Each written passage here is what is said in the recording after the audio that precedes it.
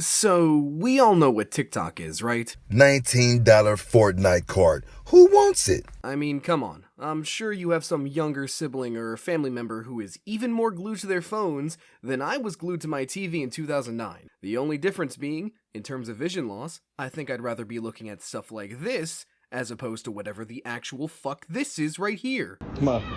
No, come on. Let's go. Let's go. Hey. Hey, future Justin cutting in here. Just wanted to let you know that I'll be using random, cringy TikToks as transitional slides. There's no way to avoid them since the video is made up of 3 or 4 YouTube chapters, but, you know, just thought it was my civic duty to warn you. TikTok is the modern generation's Vine. Dear God, did I really just say that? Wait a minute. How long has it been since Vine closed down? Holy shit! Do you guys ever just feel old?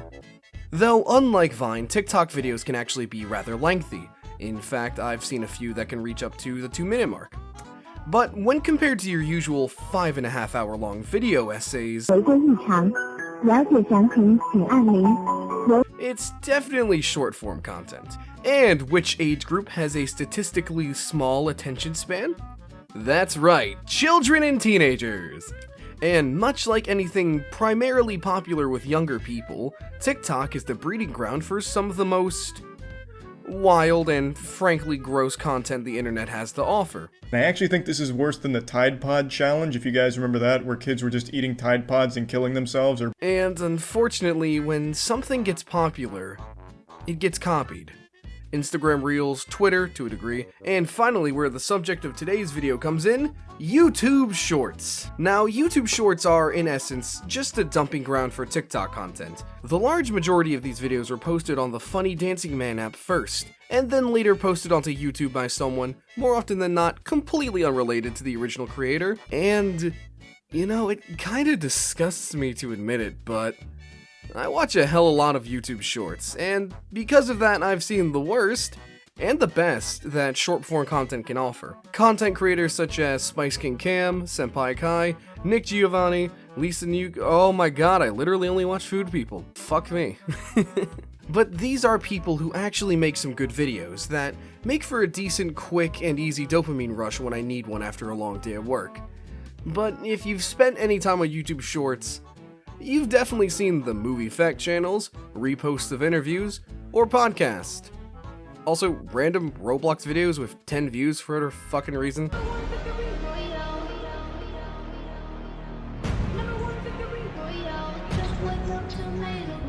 And, last but not least, you've definitely heard something along the lines of, Zachary ordered some really cool retro stuff. Come on with me, I'll show you how we ship it. And if I'm lying, then may the devil himself take me away. That's right, ladies and gentlemen. Today we're talking about everyone's favorite game packaging video people ever on the internet. That was a sentence. DKoldies. Now, DKoldies is a family-owned business operating out of Morgantown, Pennsylvania. Founded by a guy named Drew in the early 2000s, DKoldies is a retro game store that is solely an online business. Don't walk up to the DKoldies building. Otherwise, you're gonna get curb stomped by the staff. Also, you heard that right. DKoldies is owned by a man named Drew. Not the guy throwing in keychain after keychain after keychain after keychain. As a matter of fact, Joey, the guy from the videos, is in actuality only the social media / customer service manager. Hey yo, what the fuck? Obviously still quite high up in the relatively small-scale operation, but come on, I can't be the only one who thought Joey was the dude in charge. He's in nearly every single video, traditional or YouTube short, his face is literally plastered on the front page of the website, and whenever the team makes a video addressing some criticism or allegation, it's always Joey! We got a death threat last night. I mean, I get it, he's hot, and obviously as the head of the social media team, he would be the one front and center in most of their content, but the website? And I mean, listen to the way he talks about the business whenever it's brought up in the TikToks. Some of you out there are upset with things we either do or don't do, but at the end of the day, we're just a small business trying to do the best that we can. That just screams owner, right? Hopefully someone else is just as surprised as me and I don't look like an absolute walnut. Moving on, Drew and Joey aren't the only ones running the operation. Other notable members of the team include Sam,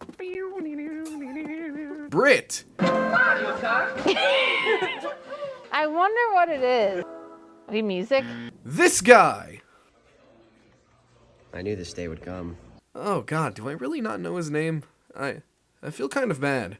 This feels like an insult. Hold on, give me 1 second to scroll down and found it! Hunter. His name is Hunter. And because I didn't know your name at first, my man, I'm gonna be throwing in this extra clip for free.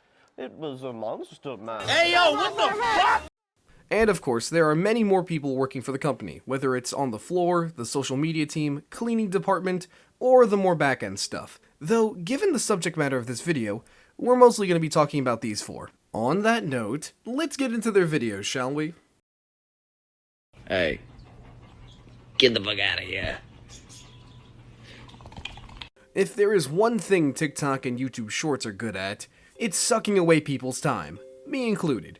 It's easy to get lost in the sea of endless short-form videos. And because of this, I've actually ended up watching a lot of content I otherwise wouldn't have. I'm a gamer.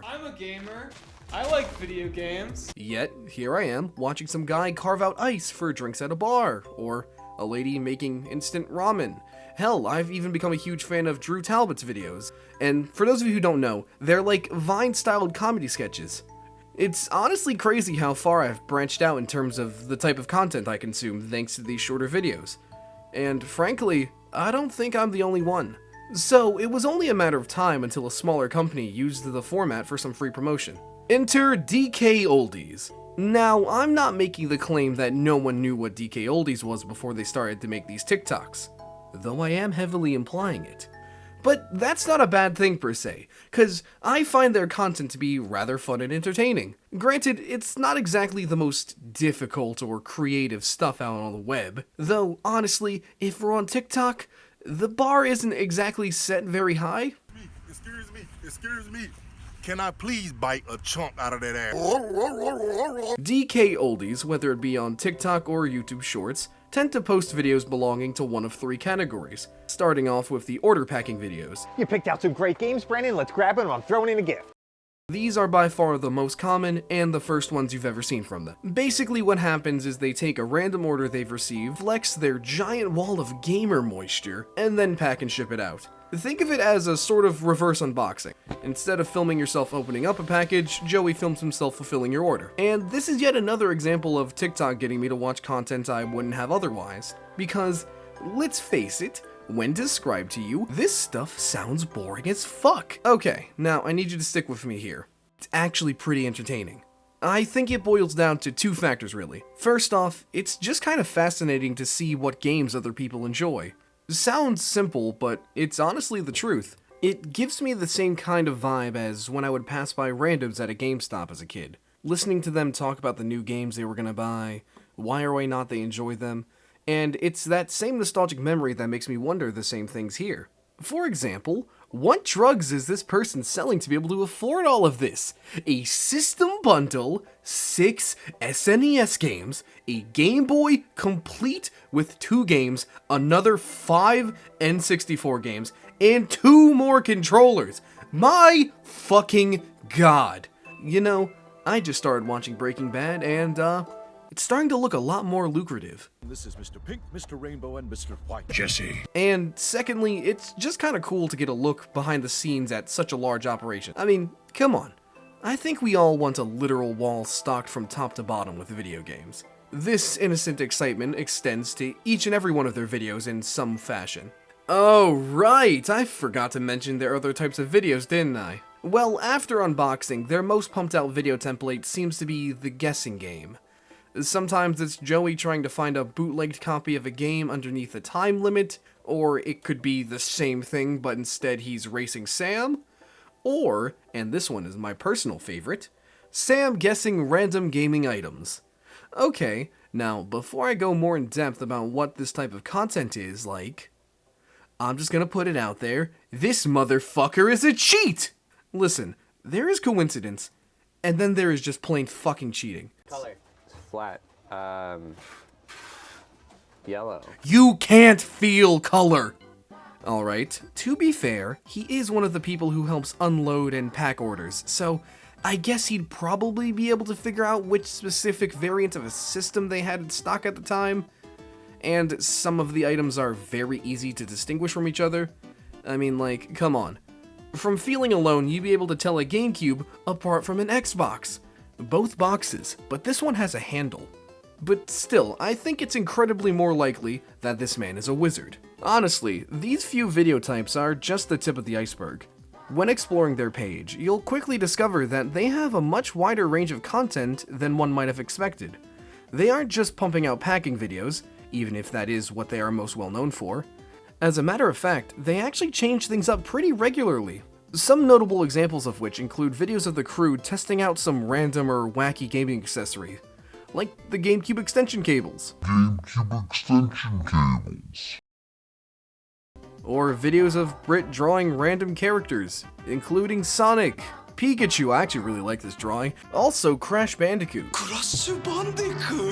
And there's also one more, but I'm not exactly sure how to describe these videos, but I've dubbed them Nostalgia Bait. Basically, the format goes as such. They'll showcase the system plugged into an old TV, then show the video game case that they are featuring, and then they'll go through the step-by-step process of inserting the game into the system. And more often than not, they will show like the boot screen and like 4 milliseconds of gameplay. I swear, blink and the gameplay segment is over. These videos, despite sounding a bit boring and lackluster, are kind of fun to see. Listen, I just turned 20, so I'm finally at the point where nostalgia bait hits me hard, so listening to the controllers clicking into port or the sound of the PlayStation 2 disc sliding into place, it's just nice to listen to, you know? So think of an ASMR video without the strange levels of sexual tension.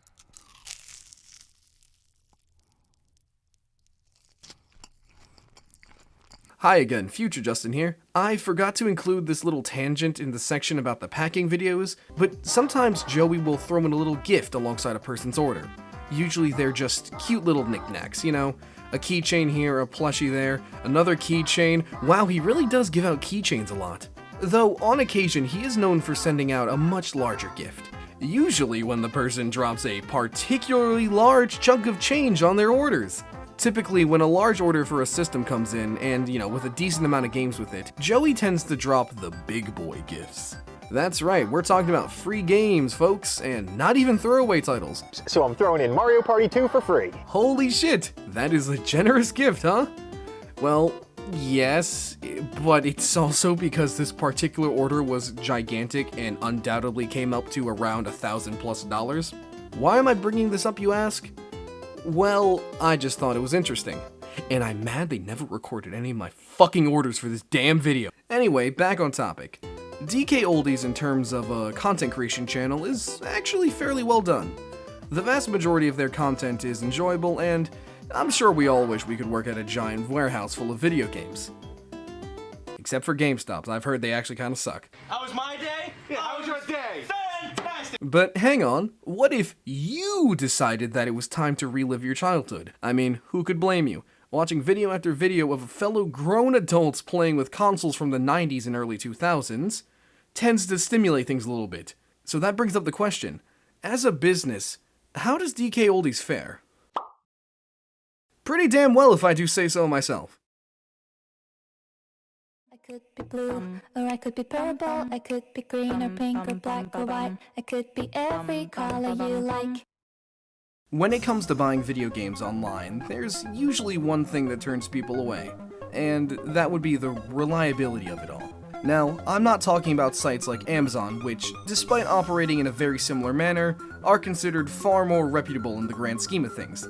I feel pretty confident in saying that websites like eBay and Wish have questionable reputations. That there is a Nintendo Switch for €100. It is pretty crazy.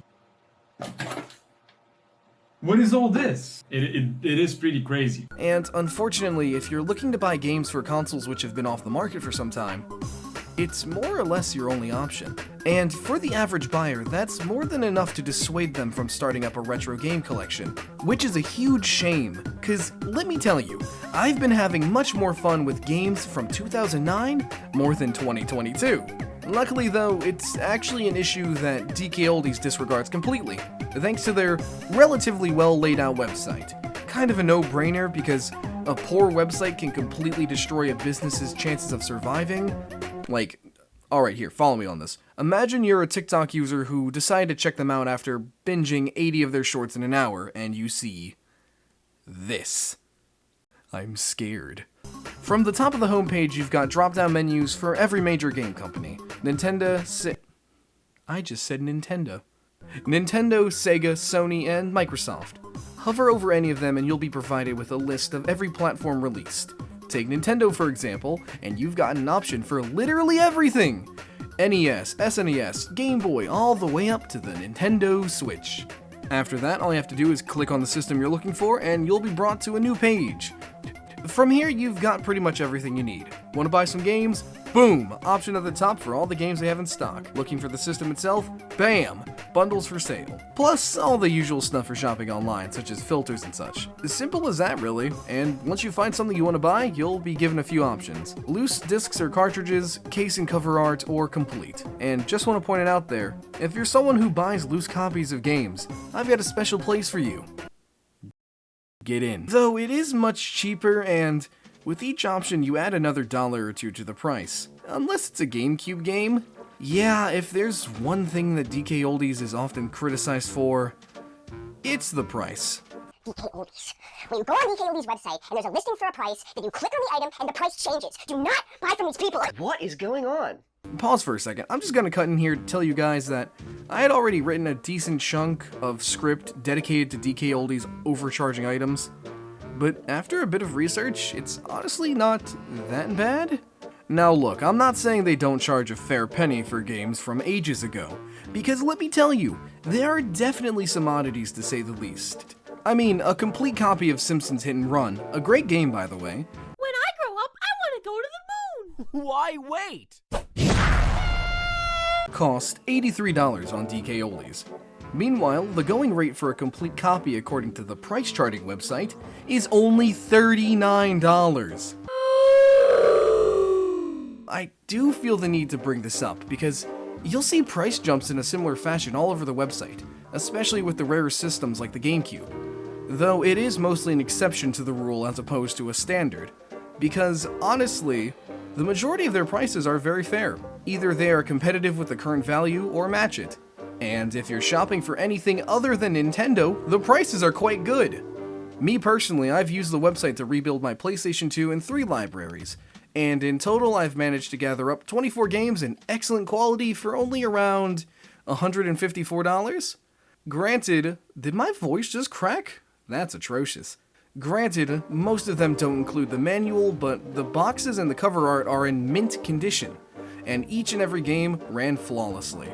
And the process itself is very simple. I just push the pay button and, spend like a week or two waiting for the package to arrive at my door. I've actually ordered from them many times throughout the last couple months, and I've never had an issue. Except once. In fact, it's my most recent order. But the issue was resolved relatively quickly, and I'm pretty satisfied with the end result. You see, I placed an order prior to this video, and I ordered 6 games, but I only received 5. Obviously an issue. So I called them up, and not only did they ship me a new copy free of charge, they even upgraded my case cover art copy into a full complete copy, and boy was it looking clean. In short, as long as you ignore the random games which are being sold for twice their worth, the prices are mostly fair. I'm serious though, if you are buying Nintendo games, just go on eBay, they are so much cheaper. DKoldies is a business, first and foremost, and as such, they are looking to make some money. But given the consistent quality, great customer service, and easy to navigate website, I can give the overpricing on certain products, mostly Nintendo stuff, a pass. Truthfully, if you know what you're doing and where to look, you can find most of these retro games at far cheaper prices. No one is denying that. But not everyone has the knowledge necessary to do so. I'm one of them. I primarily shop on Amazon and eBay. So it does feel really nice having a reliable source for all my nostalgic gaming needs. And I found these guys on TikTok of all places. There really is no hope for me, is there?